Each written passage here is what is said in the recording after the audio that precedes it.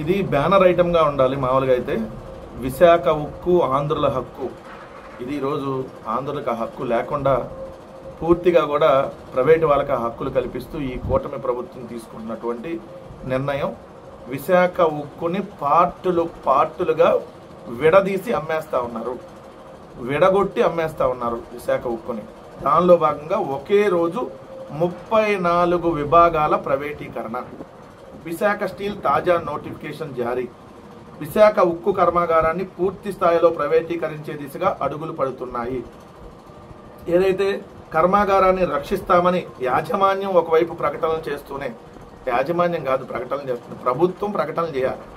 ప్రభుత్వం కదా మీరు ఇవాళ మాట్లాడాల్సింది ఆంధ్రజ్యోతి రాధాకృష్ణ గారు. మీరు మరోవైపు దశల వారీగా విభాగాలను ప్రైవేటీకరించేందుకు వడివడిగా అడుగులు వేస్తుంది. దీనిలో భాగంగా కర్మాగారంలో కీలకమైన 34 విభాగాలను ప్రైవేటీకరించేందుకు ఉక్కు యాజమాన్యం ఆదివారం నోటిఫికేషన్ జారీ చేయడం కలకలం రేపుతుంది.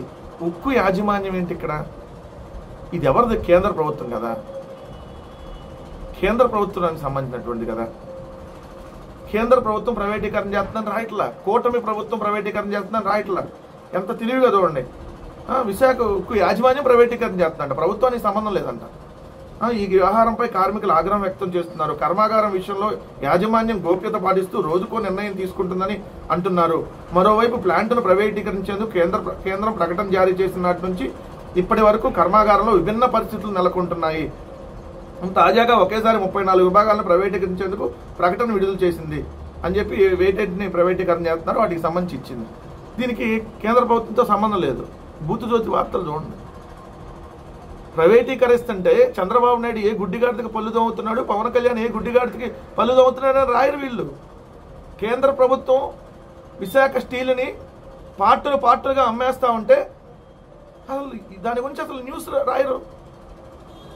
ఏమైనా పవన్ కళ్యాణ్ గారు ఫామ్ హౌస్లో ఉన్నారా, మాదాపూర్లో ఉన్నారా? అదే తెలంగాణలో, 2 తెలంగాణలో ఉన్నాయి అనుకోండి.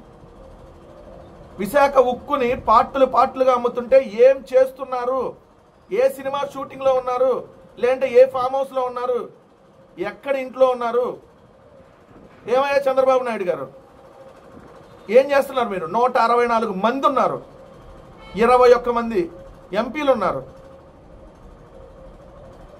ఏం చేస్తున్నారు మీరు?